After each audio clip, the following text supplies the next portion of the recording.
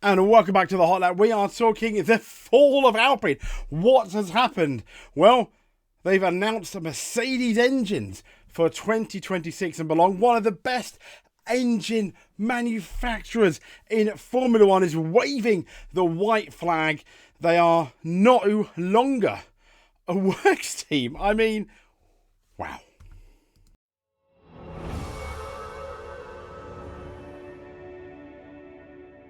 So, Alpine are no longer a works team. The fall of Alpine.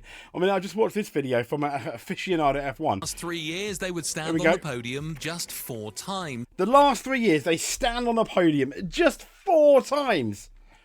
Obviously, During the last 3 years, they would stand on the podium 4 just times. 4 Imagine times, that, 4 times. and only once on the top step. The ongoing Only season once has on the been top one step. of their worst on record. They will finish the season no higher than 8th out of 10 teams. I mean, 8 out of 10 teams. They're going to potentially finish 8th. 8th. For a works team. Alpine, Renault, Lotus, Benetton, 94, 95, 2005, 2006. Formula One has seen its fair share of dreamers who stubbornly stuck around despite repeated failures. Yep. Names like Toyota and Yamaha. Well, to be fair, Toyota did give it a massive approach. The fact that they had their base in Germany, it didn't quite really go according to plan. I think they tried to throw money at it and not too much else initially. No massively star driver. Really good engineers. But no Adrian Newey, so to speak. Yamaha, just forget about that. I mean, they were just an engine supplier, but... Come to mind. What makes Alpine's plight so frustrating, however, is the fact that they could be brilliant, but they often chose not to be. During the last... And their ends. They could be brilliant, but they often chose not to be. I mean, the rumour is they had initially a really good 2026 engine. So, yeah, we'll get to that in a bit. But they had a really good 2026 engine. But sadly, the rumour is a lot of those people could potentially go to Ferrari, those engineers. And they kind of went on strike, didn't they? It's France, but fair play to them. In some ways, I completely agree. But we've got from this, as you can see here, to this. Renault set to drop works F1 engine Alpine Mercedes deal close, and it very much has. So let's get into that Mercedes deal, shall we? Opportunity awaits apparently, but let's refresh that page. So Alpine strike customer deal with Mercedes from Mercedes 2026 and beyond. So after a month of speculation, the decision to scrap their 26 engine project, Alpine have confirmed a multi-year deal with Mercedes. Yes, the Team Enstone have gone with Mercedes before in the guise of Lotus, but still.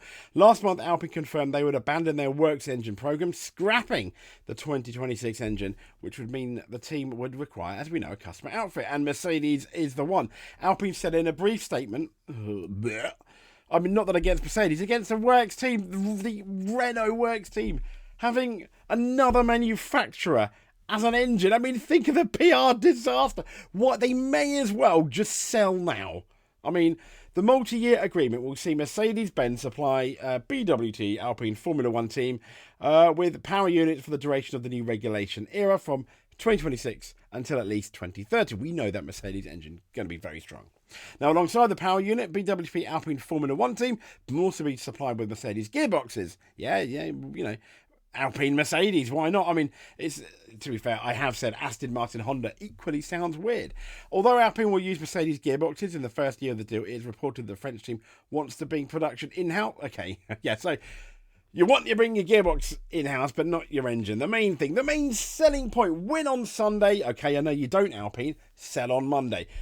But still, Alpine will continue to manufacture their own power units through to the end of 25 before switching to Mercedes power, before waving the white flag.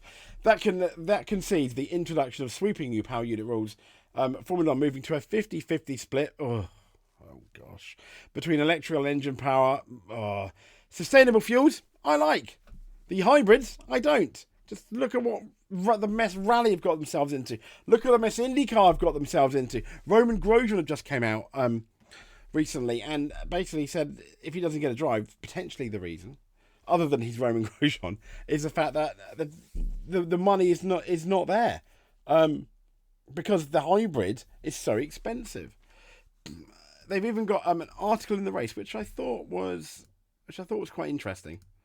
But apparently I can't sign the consent form, so let's restart that one there. Hey, okay. Well, apparently we can't do it. Oh, there we go. Read for free. So they basically got what Renault's questionable engine strategy means for its F1 team, which I thought was quite interesting. As we know, they are Alpine's Formula One path is set after Renault concluded its deal to turn its works team into a Mercedes customer team. Yeah, from 2026. They are potentially a joke. So Renault's engine decision has inevitably led to a widespread belief in the paddock that Renault boss Luca De Meo and his F1 advisor Flavio Briatore will sell the team at some point in the next few years. And why don't you sell it now? It's worth more now than it is as a works team with the Renault, with a works engine, which you could continue, than a customer team. I just don't get it, because you've got the infrastructure there. I mean, come on. This continues to be denied by senior Alpine figures. Yeah, denied. I mean, it's that classic, we deny it until it happens, which everyone knows it's probably going to. Most recently, after the team's shock double podium. I mean, what a Brazilian Grand Prix it was for them. I was so happy. I know everybody likes to write that he wants to sell the team, which isn't true, Oaks said.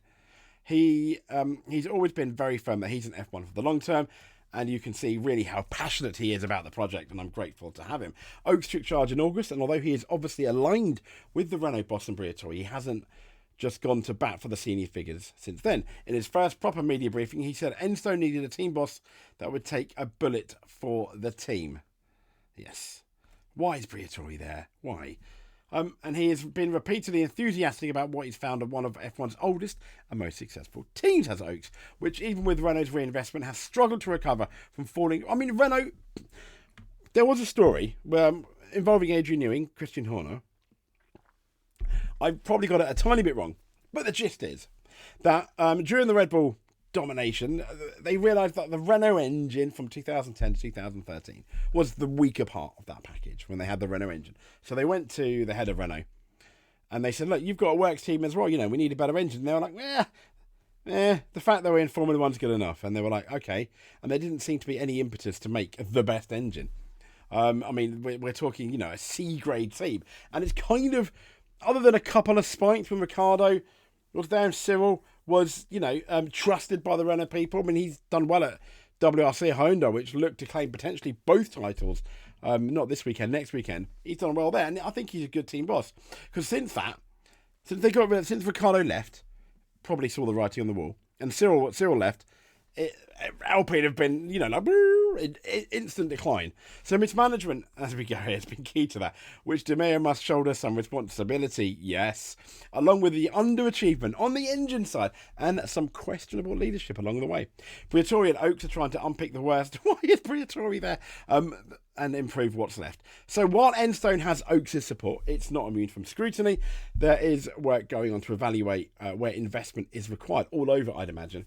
Alpine built the fourth best F1 car in just 2 years ago, and that potential doesn't just disappear overnight. It is when you get rid of your staff. I mean, you've got rid of Otmar, who was very good. You got rid of Adam Permain, who was a Benetton Renault style, there. I remember when he was back being Fisichella engineer, and he was still quite affirmed in his position there.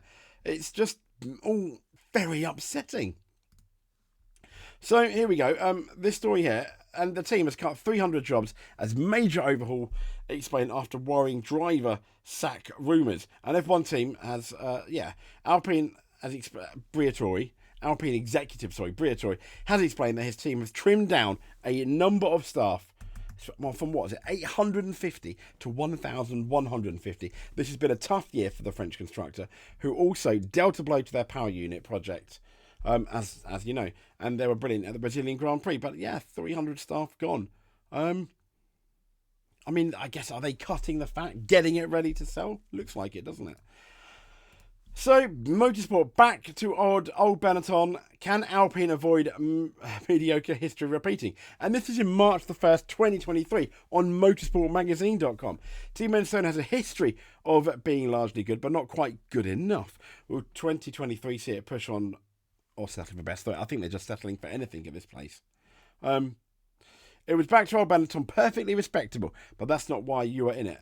Having tasted success, it made it even worse. That's how Pat Simmons records the immediate post-Michael Schumacher era at the team now known as Alpine. After the gold rush, mining for the odd bit of sparkle was something of a slog.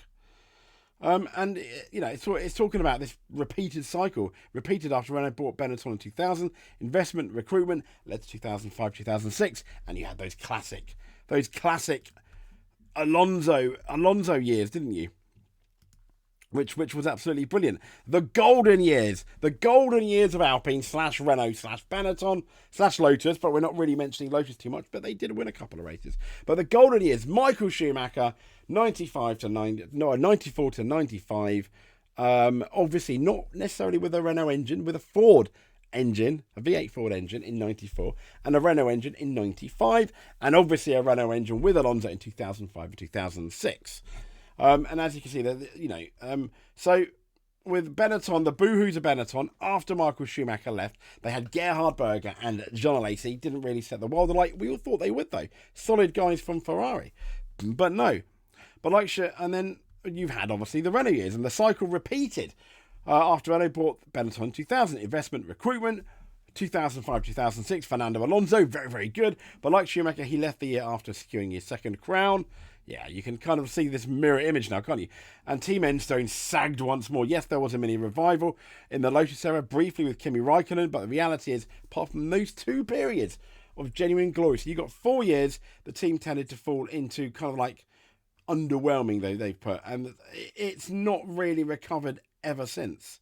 It really hasn't. It's been troubled. Daniel Ricciardo joined them. It looked a bit better. And then it just became a bit of a joke, didn't it? Yeah, so when we look at Alpine through the years, I think I've shown you this before, but I've always found it really, really interesting.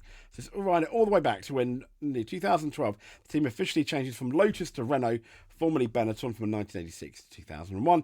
F1 returnee Kimi Raikkonen and Grosjean scored several podiums over the course of the season. That was in 2012. Forward to 2013, burst out the gates, that win in Australia in a quick and tyre-friendly E21. The car is good, 13 podiums overall. 2014, they plummet down the order to 8th overall as the team struggled to make the E22 and its hybrid power, first year of hybrid. 2015, final season under Lotus before they became Renault. Form much improved for 2014 with Mercedes-powered E23 accumulating 78 points in the hands of Grosjean. 2016, a tough year of transition. The RS16 car, originally designed on Mercedes engines, proved far from competitive in the hands of Kevin Magnussen and Jolyon Palmer, scoring on just three occasions after a best of 7th. 2017, huge stride made with the team. First car designed around their new power plant, resulting in a 7-fold increase. Jolyon Palmer was replaced, sadly, as Nico Hulkenberg's teammate mid-season with Carlos Sainz. Yeah. 2018, rise up the grid continues. Has to become as the team CEO has to become best of the rest behind the top 3 teams. Not quite podium contenders. 2019, progress up that championship ladder is halted, ironically, by new Renault customers McLaren, who demote them to 5th in the standings. In spite or despite Ricciardo securing their best result to date, P4. In Italy at 2019. Then we have 2020, 3 podium finishes. The first since Renault's works return, signal a step forward ahead of Alpine's rebrand and Fernando Alonso's comeback for 2021. 2021, a maiden F1 for the Alpine name comes in Hungary, courtesy of Esteban Ocon, aided by a staunch defence against a charging Lewis Hamilton. Don't know what happened there. 2022, no podiums, but they outperform arch rivals McLaren to rise to P4 in the final standings. Fernando Alonso, frustrated by reliability woes, says goodbye. He was also frustrated by the fact they wouldn't give him a longer-term contract. Last but not least, 2023, fall to 6th in the standings amid some major mid-season management changes. Whoops-a-daisy, they were not good. Esteban Ocon and Pierre Gasly proved closely matched, each scoring a podium in Monaco and Zandvoort, respectively. And this year, amazing Brazilian Grand Prix, but that's it. Really, isn't it, in terms of setting the world alight? Alpine. Not good at all. And are they a joke? I think the fact that they are going to the Mercedes engine, the fact that Alpine are going to the Mercedes engines for next year is not it's just all very upsetting, isn't it? It's not good at all. It makes me sad. It really does make me a bit sad. I don't know. I mean, Renault, they've won hundreds of races as an engine manufacturer, got countless amount of pole positions, and now we're saying goodbye to Renault again, sadly. But this time they're Renault engines again. Wave the white flag, Alpine. Let a serious contender take their place, and I'm convinced that in the next 2-3 years they will be sold. Unless a miracle happens. I think their only chance to put a bit of hope for the Alpine fans there, and I am an Alpine fan. I was a Benetton fan as well, back in the mid '90s. But we've seen McLaren do it with not a works engine deal. So can Alpine do it? Absolutely, they can. If McLaren can do it, so can Alpine. There's the hope. Will it happen? I don't know. I don't think it will with their current with the current people they've got, not drivers, I think. And the people there are obviously very talented. The facilities, I imagine it's somewhat similar to basically when James Vowles initially went to Williams. Anyway, I am now officially rambling. So if you like what you see, please give us a subscribe. If you made it to the end, you are an F1 world champion in our eyes. If you made it to the end, and give us a like, a comment, or a subscribe, you are a multiple world champion in our eyes. Speak to you soon, and thank you very much.